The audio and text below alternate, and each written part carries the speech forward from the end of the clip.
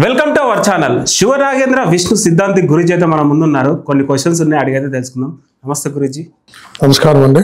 చెప్పండి గురుజీ, ఈ మధ్యకాలంలో ఒక అఘోరి ఇష్యూ అయితే నడుస్తుంది. అసలు ఏంటి? ప్రజలైతే అయోమయంలో ఉన్నారు ఆమె గురించి. అయితే అఘోరి మొన్న ఒకసారి నేను ఈ విషయం గురించి వ్యక్తపరిచినట్టున్నాను. ఈ అఘోరీలు వాళ్ళు ఏంటంటే వాళ్ళు అఘోరీలు కాదు, వాళ్ళు అసలు వాళ్ళు అఘోరీలు కాదు. అఘోరి అయినట్లయితే అఘోరి అనేటువంటి వ్యక్తి ఎవరైనా సరే అనుకున్న సమాజంతో పని లేదు అతనికి, సమాజంతో అతనికి ఎటువంటి మరి సంబంధాలు ఉండవు. ఆయన పని ఏమిటి? అఘోరి అనేటువంటి పని ఏమిటి? భగవద్ధ్యానంలో ఉంటాడు. ఆ శివుణ్ణి దర్శించుకోవాలనే ఆ తాపత్రయంలో ఉంటాడు.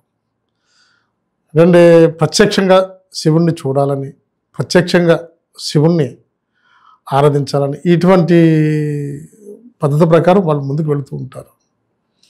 ఆ గోరి పక్క నుంచి మనం వెళుతున్నా, లేకపోతే అడవిలో ఉన్నప్పుడు ఏ సింహం వెళ్ళినా, పులి వెళ్ళినా, ఏది వెళ్ళినా కూడా అనుకుంటే వాళ్ళకేం సంబంధం ఉండదు. వాళ్ళేం పట్టించుకోరు, అసలు భయపడరు. వాళ్ళు అసలు కళ్ళు తెరిచి చూడరు.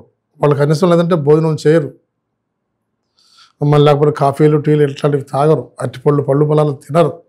వాళ్ళు ఏంటంటే ఓన్లీ గాలి భోంచేస్తారు అంతే. దాన్ని సిద్ధి పొందగలుగుతారు. సిద్ధి పొంది ఆ గాలి ఆధారం మీదే వాళ్ళు ఈ యొక్క ధ్యాన నిమగ్నంలో ఉంటారు.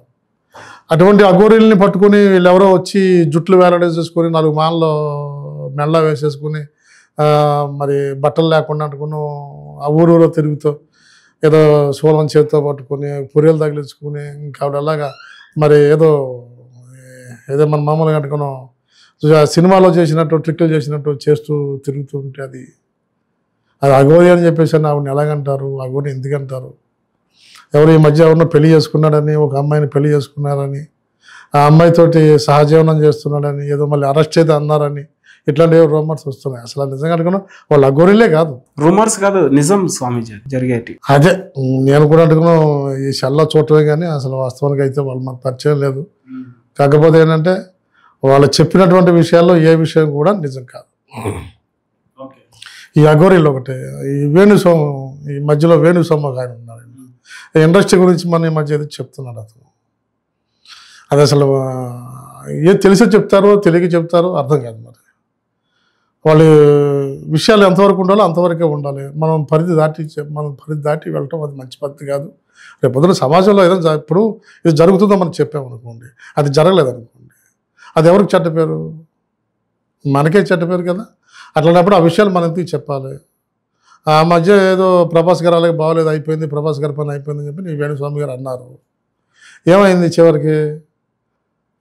కల్కి సినిమా చూస్తే అఖండ విజయం సాధించి ప్రపంచం మొత్తం అఖండం విజయం సాధించి చాలా బ్రహ్మాండంగా ఉంది. ఆయనేమో మంచి ప్రపంచ రికార్డు కొట్టి మంచి పొజిషన్లో ఉన్నాడు ఆయన. మరి ఆయన ఇంక అయిపోయింది, ఆయన ఇంకెందుకు పనికిరాడు అట్లా ఇట్లా అని ఏదో చెప్పారు. మరి ఇవన్నీ తప్పుడు మాటలు కదా. ఇండస్ట్రీ ఏమైపోతుంది? ఇండస్ట్రీ బ్రహ్మాండంగా ఉంటుంది. ఇండస్ట్రీకి ఎటువంటి ఇబ్బంది లేదు. ఇండస్ట్రీ సూపర్ ఉంటుంది. ఇండస్ట్రీ ఎక్స్ప్రెస్ కనుక్కున్నాం. ఈ రోజున మన తెలుగు ఇండస్ట్రీ ప్రపంచవ్యాప్తంగా ప్రతి ఒక్కరూ కూడా అనుకున్నాం ఇక తెలుగు నుంచి ఏ సినిమా వస్తుంది, ఏ మంచి సినిమా వస్తుంది అని ఎదురు చూస్తూ ఉన్నారు. ఓకే, ఈ టాపిక్ తర్వాత మాట్లాడదాం గురుజీ. ఇప్పుడు అఘోరి గురించి ఏంటంటే ఈ మధ్యకాలంలో అఘోరి గారు కొంతమంది బిజినెస్ మ్యాన్లు కావచ్చు, పాలిటీషియన్స్ కావచ్చు, వాళ్ళ దగ్గర ఆ పూజలు చేపిస్తా, ఈ పూజలు చేపిస్తా అనేసి చాలా డబ్బులు తీసుకున్నారు అనేసి కూడా కొన్ని ఆరోపణలు అయితే వినిపిస్తున్నాయి. సో దీని గురించి మీరు చెప్పాలంటే ఏం చెప్తారు గురుజీ? డబ్బుల కోసమే వచ్చారు వాళ్ళు. ఆత్మసంతృప్తి లేనప్పుడు ఇంకెందుకంటే ఎదవ జీవితం, ఉన్నా ఒకటే లేకపోయినా ఒకటే. వాళ్ళు వచ్చింది ఎందుకు వచ్చారు? వాళ్ళు డబ్బుల కోసమే వచ్చారు. ఆ వేషం కట్టుకుని అఘోరి అనేటువంటి ఒక మాట పెట్టుకుని, అఘోరి అనేటువంటి ఒక పదాన్ని వాడుకుంటూ నేను అఘోరిని, నేను ఏమైనా చేస్తాను, నాకు పూజలు వచ్చు, అవ్వచ్చు, ఇవ్వచ్చు. సిద్ధిని పొందినవాడు ఎట్లా ఉంటాడో, సిద్ధాస్తుడు ఎట్లా ఉంటాడో జనాలు కొంతమంది తెలియదు. ఇంకా మాలాంటి వాళ్ళని అయితే విశ్వసించమనుకోండి. సపోజ్ ఒకేలా మేమైతే నమ్మం, మాకు తెలుసు సిద్ధాస్తుడు ఎలా ఉంటాడో, సిద్ధి పొందినటువంటి వ్యక్తి ఎలా ఉంటాడో, ఏమిటంటే పూజ చేసేవాడు ఎట్లా ఉంటాడో, పూజలు చేయించేవాడు ఎట్లా ఉంటాడో మాకు తెలుసు. ఇంకోటి గురుజీ, నిజమైన అఘోరుల దగ్గర ఎలాంటి శక్తులు ఉంటాయి గురుజీ? నిజం వాళ్ళు కాలగమనాన్ని, ప్రకృతిని కూడా వాళ్ళు శాసిస్తారు. కాలాన్ని ఆపే శక్తి వాళ్ళ దగ్గర ఉంటుంది. సృష్టికి ప్రతి సృష్టి చేయగల శక్తి వాళ్ళ దగ్గర ఉంటుంది. సృష్టిలో జరిగినటువంటి వింతలు వాళ్ళు జరిపి చూపించే శక్తి వాళ్ళ దగ్గర ఉంటుంది. కానీ వాళ్ళు చేయరు. ఎందుకని? భగవంతుడికి వ్యతిరేకం కాదు, భగవంతుడికి అనుసంధానం. సాక్షాత్తు ప్రత్యక్షంగా భగవంతుడిని చూడాలి, ఆ శివుణ్ణి చూడాలి, ఆ శివ ధ్యానంలో ఉండాలి, ఆ శివ కైకల్యం చెందాలని చెప్పేసి అని, ఆ శివుడి దగ్గర పాదాల దగ్గర పడాలని చెప్పేసి అని వాళ్ళ తాపత్రయాలు ఉంటాయండి. సమాజంతో వాళ్ళకి పని లేదు. నిజమైన అఘోరి చేయాలంటే మొత్తం భస్మం చేసేటువంటి శక్తి వాళ్ళ దగ్గర ఉంటుంది. ఎటువంటి సమస్యలైనా క్లియర్ చేయగల శక్తి వాళ్ళకు ఉంటుంది. వాళ్ళకి ఏం పని అంటే అఘోరి అనేటువంటి వ్యక్తికి ఏం పని? మిమ్మల్ని నేను ఒక మాట చెప్తున్నాను వినండి. అఘోరి ఈ సమాజం గురించి పట్టించుకున్నట్లయితే చాలా పట్టించుకోవాలి. కానీ ఇది భగవంతుడు సృష్టించిన సృష్టిగాడ. ఈ సృష్టిగాడిని మనం కాదంటే మనం ఎవరు? మనం కూడా ఆ భగవంతుడు సృష్టించినటువంటి సృష్టిలో ఒక మొక్క. మనం భగవంతుడికి అనుకూలంగా వెళ్ళాలి, కానీ భగవంతుడికి విరుద్ధంగా మనం వెళ్ళకూడదు. అందువల్ల వాళ్ళ ముందు ఘోరం జరుగుతున్నా కూడా ఆపరు. శివుడాజ్ఞ లేని చేమైనా కుట్టదన్నటువంటి శాస్త్రాన్ని వాళ్ళు బాగా నమ్ముతారు. అది అక్కడి నుంచి పుట్టుకొచ్చినటువంటి శాస్త్రం అయింది. ఆ శివుడాజ్ఞ లేనిదే ఇక్కడ ఏం జరగదు. చిన్నవాళ్ళకైనా పెద్దవాళ్ళకైనా ఎవరికైనా సరే ఏది జరగాలంటే శివుడాజ్ఞ లేకుండా ఏది జరగదు.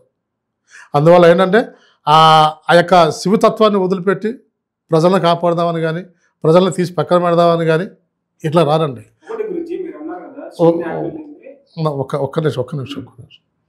అట్లా ఎలా అంటే ఈ మానవుడికి మనకి అంటే మనం ఈ భూమి మీద పుట్టిన ప్రతి ఒక్కరు కూడా పూర్వజన్మంలో చేసినటువంటి పాప పుణ్యాల కర్మ ఫలితం ఈ జన్మము. అందువల్ల ఈ జన్మంలో కుంటోడవచ్చు, గుడ్డోడవచ్చు, లేనుడవచ్చు, లేకపోతే అంగవైకల్యం చెందొచ్చు, లేకపోయినట్లయితే వీడు ఏమి పని చేసుకోలేక దాకొచ్చు, చెట్టు కింద అడుక్కోవచ్చు, లేకపోతే వీడు అనేక రోగాలతో బాధపడవచ్చు, లేదా బేవర్సలు తిరగవచ్చు.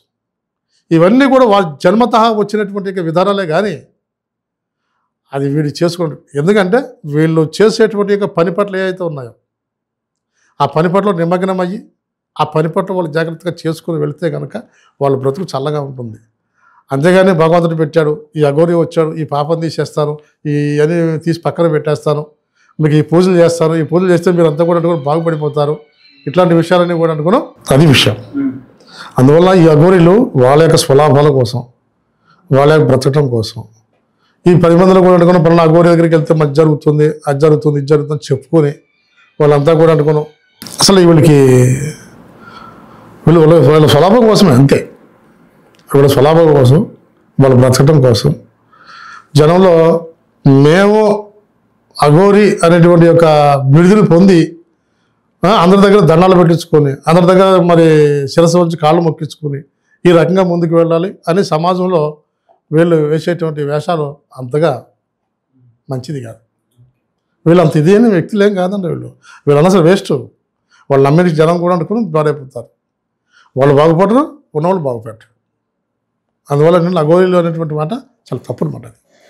అఘోరికి అసలు ఎటువంటి సంబంధం ఉండదంటే సమాజంతో పని లేదు అఘోరికి. అది సత్యం. ఓకే.